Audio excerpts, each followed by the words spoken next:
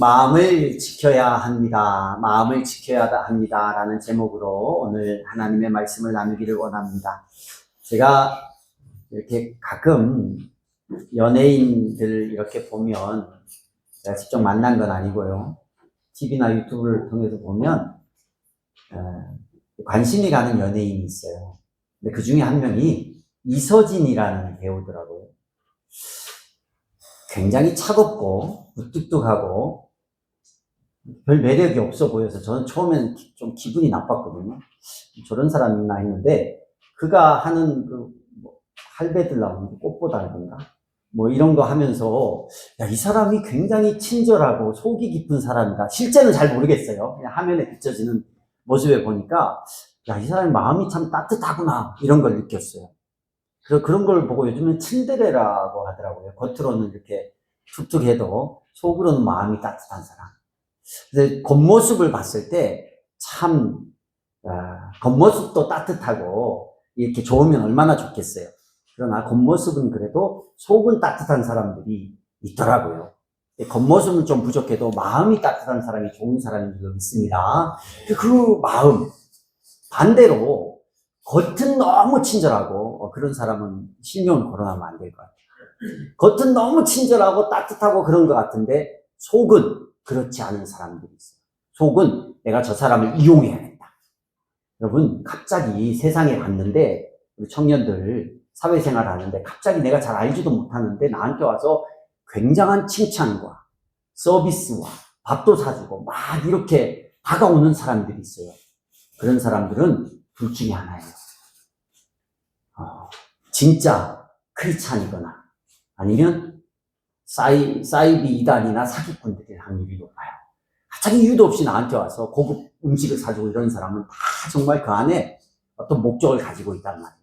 진짜 예수 믿는 사람이라서 나를 사랑해서 하는 사람도 있겠지만 거의 대부분은 사기꾼일 확률이 아주 많이 있습니다.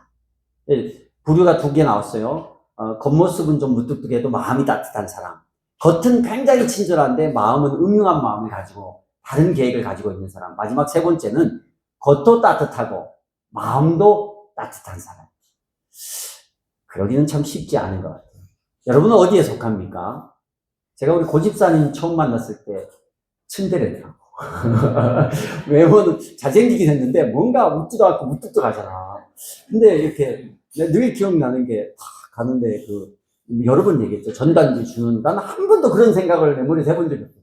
전단지 주시는 그분 전단지를 막 받아가는데 이분도 빨리 이걸 다 소진해야 들어가서 쉴 거 아니냐고. 나하고 상관없지만 받아가더라고. 그래서 속으로 마음이 겉모습하고 좀 다르구나. 겉모습이 이상하다는 얘기는 아니에요. 근데 여러분은 어떤지 모르겠어요. 근데 거의 우리 교회 분들은 겉모습은 무뚝뚝해도 마음이 따뜻한 분들인 것 같아. 아멘? 근데 이왕이면 겉모습도 좀 따뜻해지. 겉모습도 노력이 좀 필요한 것 같아요. 노력이. 그런 거. 제가 이 얘기를 목자 모임 했더니만 갑자기 우리 백민아 목녀님이 갑자기 실천을 하더라고, 그 다음 주에. 그래서 내가 되게 기뻤어요. 이렇게 마음이 따뜻한 사람들이 표현까지 잘하면 좋은데 그게 좀 어려운 것 같아요. 근데 오늘 본문은 뭐냐면 그 마음에 관한 얘기를 하는 거예요. 우리의 신앙이 겉모습이 아니라 신앙이 본질이 회복되어야 된다는 것을 예수님께서 말하고 있어요. 이야기의 스토리가 뭐냐면 우리 2절에 보니까 저런 얘기 나와요. 빵 먹을 때 왜 손 안 씻고 먹냐. 밥 먹을 때. 아니 우리하고는 좀 거리가 있는 것 같아요. 점심 드실 때 좀 이따 맛있는 밥을 드실 때 화장실에 가서 손 닦고 오시는 분 계신가요?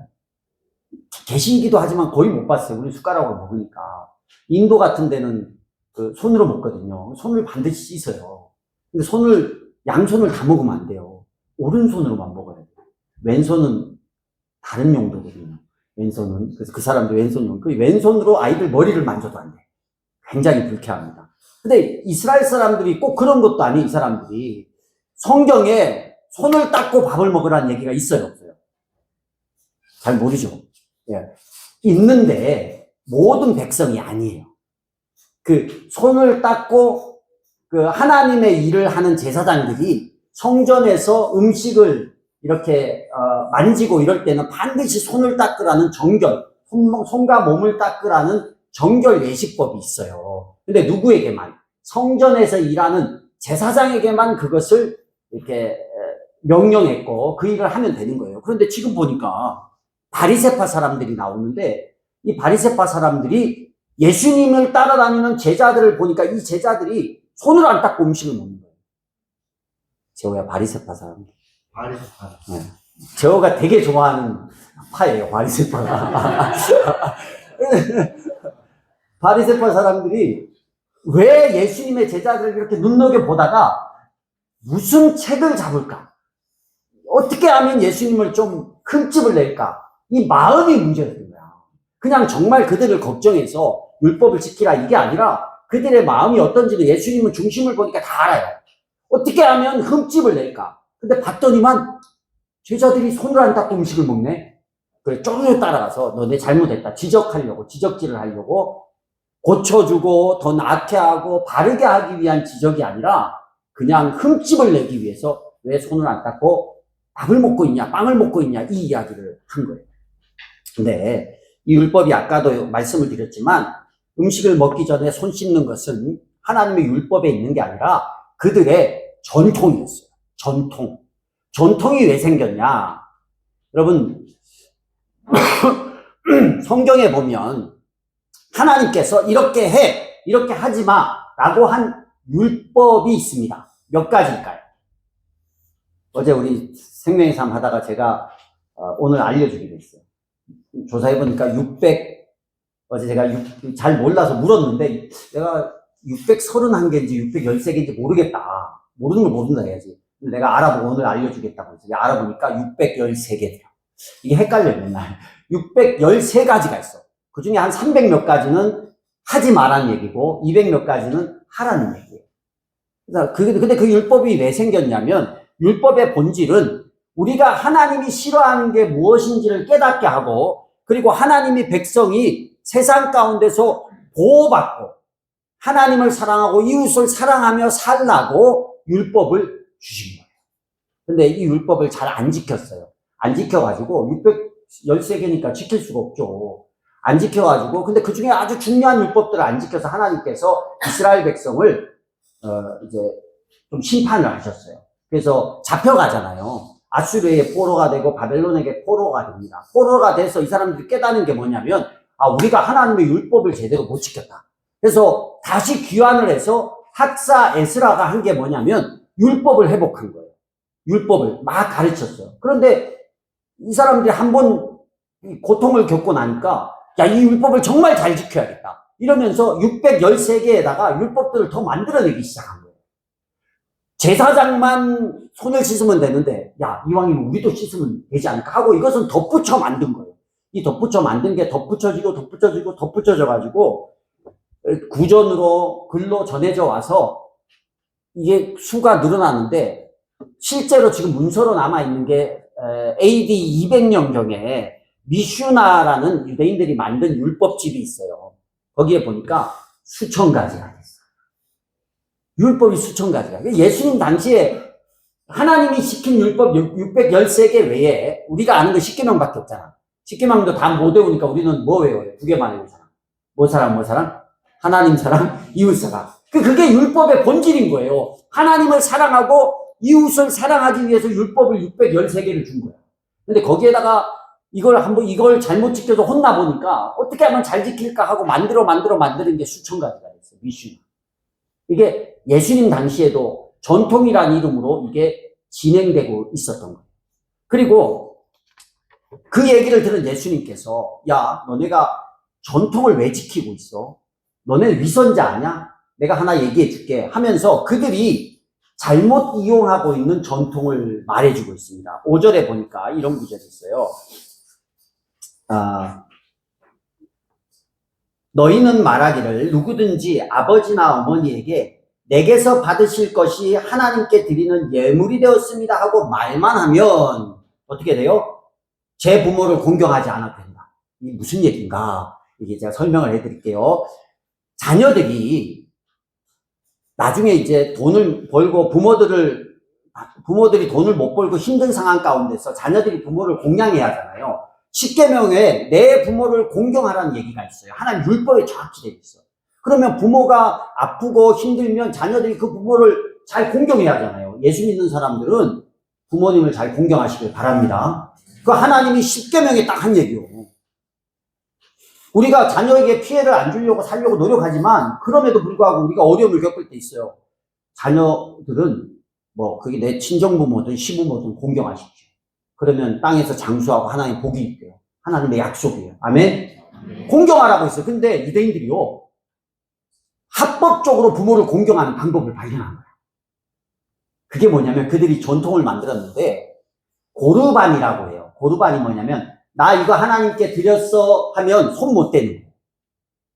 여러분 이런 마이크 우리가 교회에서 쓰면 뭐라 그래요? 이런 물건을 성물이라고 하죠. 성물. 거룩할 성이 있고요. 그래서 하나님께 드려진 물건들이야, 성물. 교회 안에 키보드도 마찬가지고 기타도 마찬가지고 다. 이거 여기서 하나님을 위해서 예배하고 하나님께 드려진 건데 내가 내 멋대로 집에 가져가서 막 놀다가 주일날 또 갖고 오고 이게 아닌 거예요. 하나님께 드려진 거예요. 그걸 고르반이라고 해요. 좋은 의미예요. 그래서 이스라엘 사람들이 전통을 만들었어. 고르반. 하나님께 드려졌어. 그러면 하나님을 위해서만 사용해야 돼. 이거예요. 여러분이 교회 이렇게 교회 쓰라고 내가 드렸다가 가져갈게요 한 거 말고 교회 쓰세요 하고 드렸다가 교회에서 잘 쓰는데 갑자기 마음이 바뀌어서 나 집에 쓰려고 가져가면 좀 그렇잖아. 하나님께 드려진 이거는 손 못 댄다. 이게 고르반이야. 근데 이제 자녀들이 돈이 좀 생겼어. 부모가 연세가 있어. 근데 이걸 돈을 줘서 부모를 좀 돌봐야 되는데 이거 하기가 싫어. 그러면 뭐라 그래요? 나 이거 하나님께 드렸어. 고르반하고 딱 외치면 고르반이 좋은 말인데 고르반하고 외치면 이거 부모를 위해서 쓰면 돼요, 안 돼요? 안 되는 거예요. 그래서 부모한테 안 줘. 그리고 이거를 정말 하나님께 드리냐? 드렸다고 선포는 했으니까 언제 드릴지는 내가 결정하는 거야.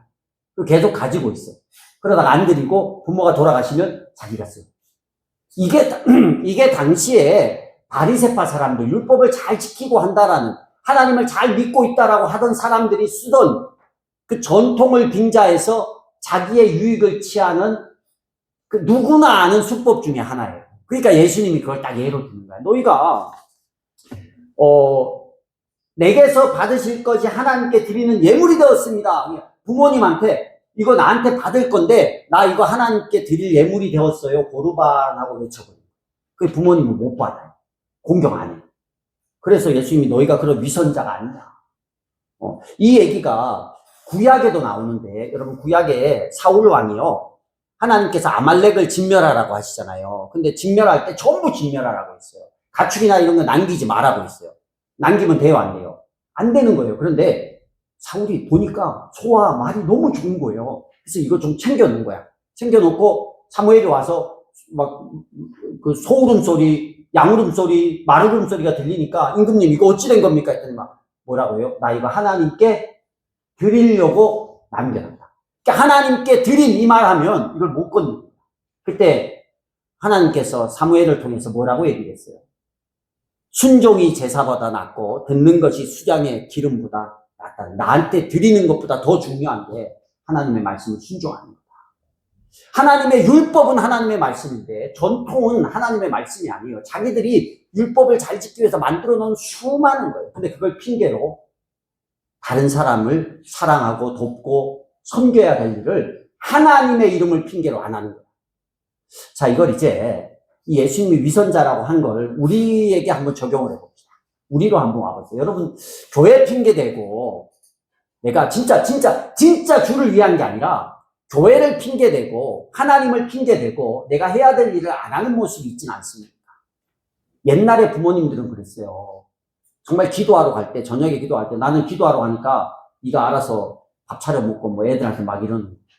제가 감동받은 한 권사님이 있는데 제가 청년지 시절에 그 권사님이 예수를 믿고 신앙생활을 열심히 한 거예요. 근데 그 남편은 예수를 안 믿었어요. 그래서 새벽 기도를 가고 싶은 거예요. 근데 새벽 기도 갔다 오면 남편이 일찍 출근하는데 밥을 못 해주는 거야. 그럼 어떻게 되겠어? 어떻게 해야 돼요? 그 일찍 차려야 되잖아. 일찍 차려야 되는데 일찍 새벽 5시 예배거든요. 그럼 막 4시 반 옛날 원래 이렇게 가잖아요. 그럼 밥을 몇 시에 차려야 돼? 한 3시에 일어나가지고 밥 차려가지고 차려놓고 나갔다 오면 밥 다 식은 걸 남편은 어쨌든 먹잖아요. 그렇게 해야 되는 거예요. 근데 그걸 하루 이틀이야. 그럼 누가 하겠어요? 대부분은 새벽기도 그냥 가버리거든요. 남편은 굶고 그냥 가고. 그러니까 집안이 분란이 일어나는 거야. 예수를 택하든가 나를 택하든가 맨날 싸우죠. 근데 이분은요, 새벽마다 밥을 해놓고 교회에 갔어요. 근데 갔다 오면 밥상이 뒤집어져 있대.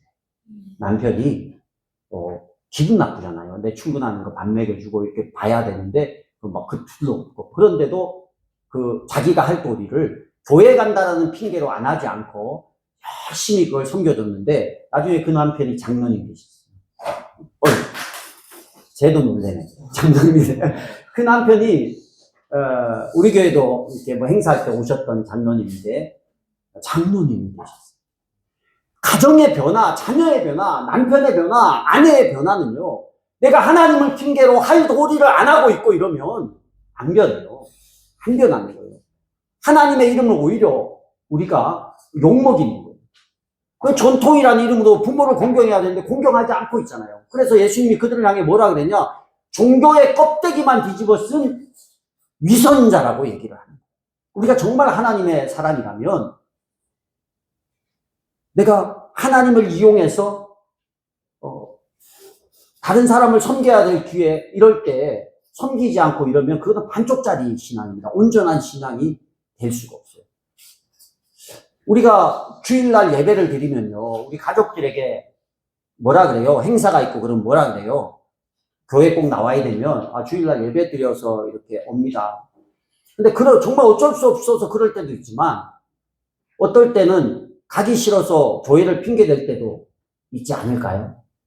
그건 옳지 않은 일입니다. 우리 더 잘해야 돼요. 주일날 만약에 내가 예배를 드리기 위해서 주일날 내 결혼식이나 어떤 행사에 참석하지 못할 때는 그 전에 더 많이 섬기고 사랑해 주는 그런 마음이 필요합니다. 교회가 핑계가 돼서는 안 돼요. 이단들이 그런 핑계 많이 썼어요, 옛날에는. 뭐 직장도 그만두고 학교도 그만두고 하나님만 섬겨야 된다. 교회만 와야 된다. 그래서 막 흰옷 입고 교회 와가지고 막 예수님 부활한다고 떠들고. 예수님은 그런 걸 원치 않는 거예요. 오늘이 저희 어머니, 장모님 권사 취임, 명예권자 취임하는 날이에요. 왜 주일 하나 모르겠어요. 원래 그 합동측은 토요일밖에 안 되거든요, 법적으로. 코로나 때만 주일을 허용했고, 근데 그쪽은 이제 교단이 통합이라서 주일날 했어요. 그러니까 우리 자녀됨으로서 권사가 됐는데 얼마나 가보고 싶겠어요, 우리 사모님도. 어머님이 이제 이렇게 자녀들이 와서 같이 축하해 줘야죠. 그러니까 근데 저는 담임 목사고 뭐 장로님 대신 설교할 수 없고 여기 지켜야 되니까. 근데 이게 어쩔 수 없는 일이지만 당연한 건 아니라는 거예요. 그럼 내가 어머님께 어머님 저는 여기 주일날 설교해야 되니까 못 갑니다. 당당하게 말할 처지는 아닌 거예요. 그럼 어떻게 해야 돼요? 그 전에 또 우리 사모님이 지혜로 와서 막 형제들한테 어머님 다 전화해서 뭐 하라 얘기하고 또 우리가 한복도 이렇게 안 맞추시고 대여한다고. 그래서 대여하는 비용이랑 뭐 화환도 보내고 막 할 도리 다 하고 몇 번 전화하고 어떻게 하시라고 일러주고. 그래서 마음이 그래도 서운하겠지만 서운하지 않고 애를 써야 된다. 우리 신앙적인 겉모습만 따지는 신앙적인 모습이 또 어떤 게 있냐면 내가 누구에게 잘못했어요.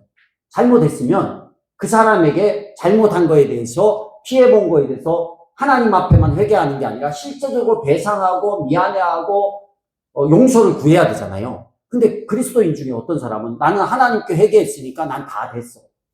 이렇게 말하는 사람은 또 있어요. 아주 잘못된 신앙 위선적인 모습이라는 거. 내가 세상 사람 하나님 앞에 회개했으면 사람에게 갚아야 될 것은 당연히 갚아야 되는 게 우리의 모습이에요. 근데 그때 바리새파 사람들은 그렇지 않았다는 거예요.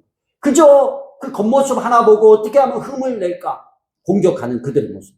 그래서 예수님께서 이제 10절에서 14절 이후에 그걸 또 설명해요. 우리 11절 한번 읽어볼까요? 11절.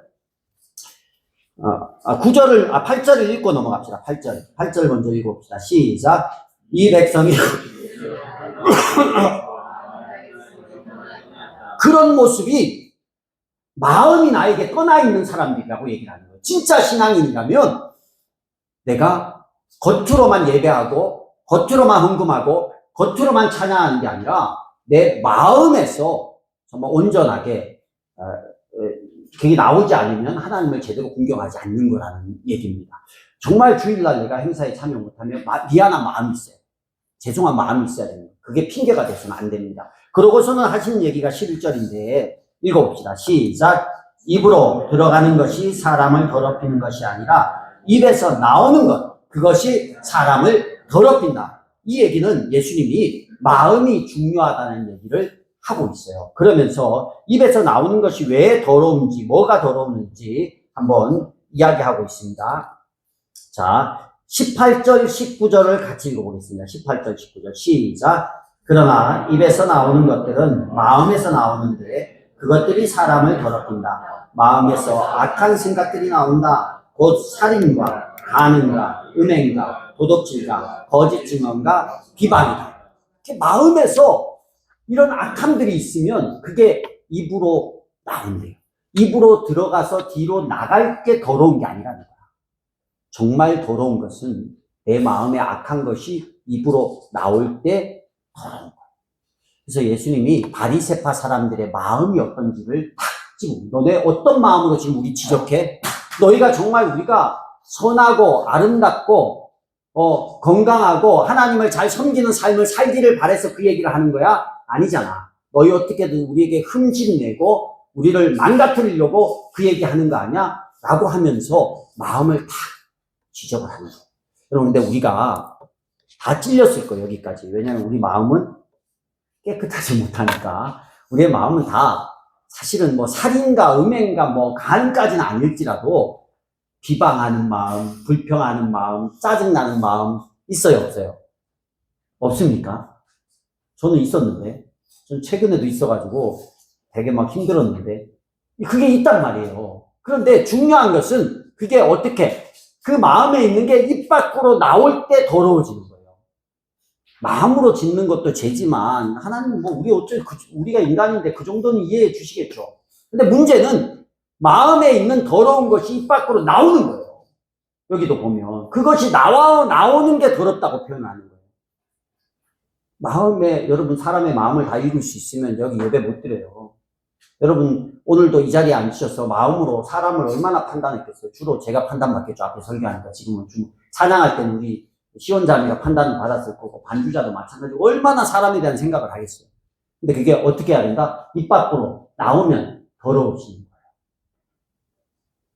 그걸 우리가 마음 가운데서 그 더러운 것들이 있을 때, 입 밖으로 내는 삶이 아니라 그 마음에 더러운 것을 그 즉시 회개하고 예수 이름으로 떠나가라고 명하고 악한 영이 그런 걸 우리 가운데 생각나게 하거든요, 마음에.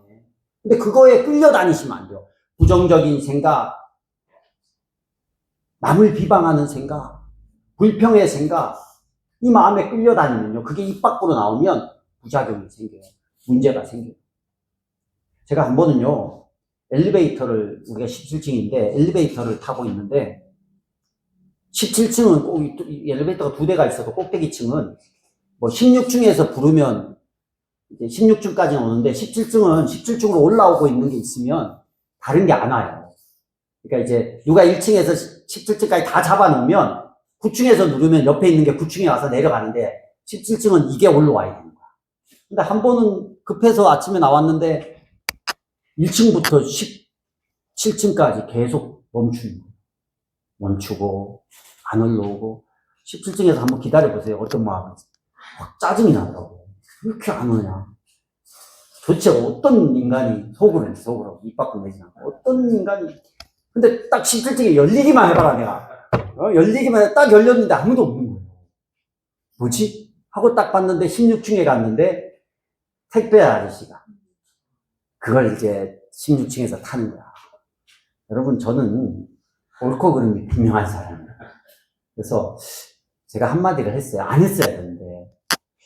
그 생각을 조금만 다르게 하면 이분이 얼마나 돈 벌기 위해서 우리 고집장이 같은 그렇게 생각했을 거 아니야. 왔다 갔다 하면 힘들게 이렇게. 저는 거기까지 생각이 안 돼. 저는 옳고 그름이 먼저 생각해요. 이렇게 택배 하신다고 엘리베이터를 층층이 잡아놓으시면 사람이 불편하지 않냐. 옳고 그름에 대한 얘기를 했어요. 그러니까 이분이 확 짜증을 내시더라고. 저한테 막. 근데 전 처음 봤어요. 택배 아저씨가 그렇게 화를 내는 거. 그래서 내가, 괜히 말했다. 그리고 내가 이제 너무 억울해가지고, 그래서 사모님한테 얘기를 했어요. 대편 들어달라고. 나는 이제 옳거그름이 분명하니, 사모님 내가 이런 일을 겪었다. 그런데 나는 택배기사가 어떻게 동네 분이 그렇게 화를 내고 막 이렇게 사람한테 짜증을 낼 수 있냐. 내가 못할 말을 했냐니까 사모님이 나는 그런 말을 안 해요. 사모님 마음은 뭐냐? 아니, 왜 사람을 불편하게 하냐 이거야. 택배기사가 얼마나 힘들게 일을 하는데, 그걸 이해하고 안 하면 되지. 나는 그런 말을 안 해요. 그래서 내가 위로를 하나도 못 받고, 억울함을 가지고 있다가 가만 생각해보니까, 이게 조금만 내가 마음에 불편하더라도 이게 선한 말은 아니지. 다른 사람이 들었을 때 기분 나쁘게 하고 짜증나게 하는 거. 나는 내가 옳다라고 했지만 하나님 보시기에 옳고 그름의 문제를 한번 가만히 생각해 보니까, 오히려 그 사람이 힘들 때 왔다 갔다 하고, 그거 하나 택배에서 돈 벌겠다고 쫓아다니는데, 그 사람이 그 말을 하더라고. 이 동네, 좀 못할 말 하겠어요. 이 동네 사람들은 왜 다 나한테 그러냐고. 그러니까 이미 많이 들은 거야. 이미 이거 하다가 많이 들었다가 제가 걸린 거야, 쉽지. 그러니까 나한테 이제 울분을 쏟아낸 거야. 그래서, 이분이 참 많이 이렇게 돈 벌겠다고 하는데 젊은 분이 많이 힘들었겠다 이런 생각이 돼서 제가 정리가 돼서 좀 치유가 된 것 같아요. 근데 그게 사모님의 말이 너무 웃겼어. 나 같으면 얘기를 안 해요. 그래서 우리가 입에서 안 내면 사고가 안 터져. 근데 마음에 있는 부부도 마음에 있는 것들을 내긴 있는데 마음에 하나님이 기뻐하지 않는, 그러니까 불평을 하나님이 기뻐하십니까? 불평은요, 마귀가 좋아하는 거예요. 부정적인 말을 하나님 기뻐하십니까? 아니요. 하나님은 절대 긍정이거든요. 소망 없는 말을 하나님이 기뻐하십니까? 아니에요. 하나님은 소망의 하나님이거든요. 우리가 나한테 어려운 일이 생겼어요. 나 이거 때문에 죽을 것 같아. 하나님은 그런 하나님이 아닌 거. 하나님이 이 일을 통해서 뭔가 역사하실 일이 있을 거야. 긍정의 말, 소망의 말, 믿음의 말을 하기를 원해요.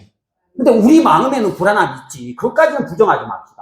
불안함이 있고, 불평이 있고, 어려움이 있어요. 근데 그 입 밖으로 나오면 더러움이 되고, 사람들에게 영향력을 끼치기 시작하는 거예요. 그런 얘기가 생길 때 예수의 이름으로 악한 영이 나에게 생각나게 하는 부정함, 불평, 그 다음에 걱정, 근심은 예수 이름으로 사라질지어다. 선포하고요. 하나님은 소망의 하나님이잖아요. 하나님은요, 긍정의 하나님이고, 하나님은 축복의 하나님이고, 은혜의 하나님이고, 우리를 어떤 고난과 문제 앞에서도 건져내실 하나님이에요. 그래서 마음의 그런 두려움들을 예수 이름으로 물러치고, 입으로 소망을 말하시기를 바랍니다. 입에 걱정이 있어도 그 걱정이 내 마음을 거쳐서 나올 때, 걱정을 소망으로 바꾸어 말하는 습관을 가지시고, 불평 가운데서 감사로 바꾸어 말할 수 있는 그런 언어 습관, 그런 마음을 가지시고 그런 습관들을 가지시기를 바랍니다. 그래. 그러면 나도 좋아지고 내 주변에 있는 사람도 좋아져요. 우리 주님은요, 입으로 들어가는 게 더러운 게 아니래요. 입에서 나오는 게 더러운 거예요. 근데 그 입에서 나오는 게 어디서 나오냐? 마음에서 나온다라는 거예요. 그래서 마음을 잡아야 돼요. 다윗이요, 범죄했잖아요. 그렇게 훌륭한 다윗도 범죄했어요. 밧세바를 범한 후에 처절하게 회개합니다. 그때 아우리 회개의 기도를 10편 51편을 잘 봐보면 특이한 게 있어요. 그냥 내가 밧세바와 우리아를 죽게 한 거 죄송합니다. 밧세바에 간음한 걸 죄송합니다. 제 이런 종욕이 이렇게 내가 주체하지 못하는 것 죄송합니다. 이런 자기 행위에 대한 회개가 아니라 뭐라고 했냐면, 하나님께서 원하시는 제사는 상한 심령이다 라고 말하면서 내 속에 깨끗한 마음을 창조하시고 정직한 영을 새롭게 해달라고 기도합니다. 깨끗하지 못했고 정직하지 못했던 모습, 입 밖으로 거짓을 말하고 눈으로 잘못된 것을 쳐다보고 내 욕심껏 행동했던 부분, 그것이 내 심령에서 나왔다라는 걸 고백해.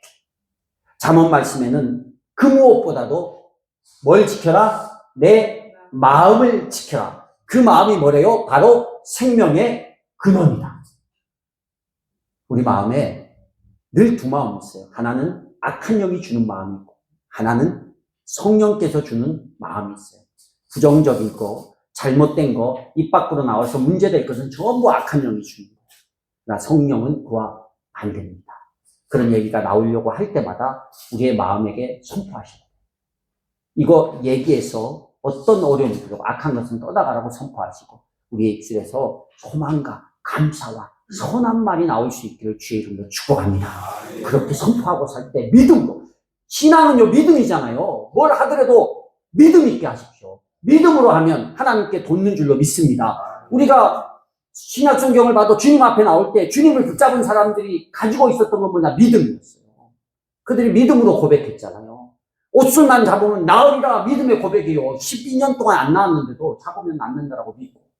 근데 내게 믿음이 없고 인도하는 자도 믿음이 없고 따라오는 사람도 믿음이 없고 그럼 뭐가 되겠어요? 아무것도 안 되는 거예요. 예수님께 붙어 있었던 사람은 전부 믿음 있는 사람들이 붙었고 그들이 은혜를 누렸다는 거예요. 근데 이 위선자들 소경이 소경을 이끈다고 하잖아요. 눈먼 자가 눈먼 자를 이끈다. 여러분 우리가 오늘 말씀을 생각하면서 또 한 주를 살아갈 때 우리의 마음 가운데 더러운 것들 이런 것들이 생각날 때마다 예수 이름으로 쫓아내시고 우리의 입술에서 더러운 것은 내가 내뱉지도 않겠다. 마음은 그럴 수 있어. 마음이 요동칠지라도 소망의 말, 감사의 말을 선포하고 믿음으로 한 주를 살아가겠다. 이런 결단으로 살아갈 수 있는 저와 여러분 되시기를 주의 이름으로 축복합니다. 하나님을 기쁘시게 이웃을 행복하게 영혼 구원하여 제자 삼는 교회 예수 가족교회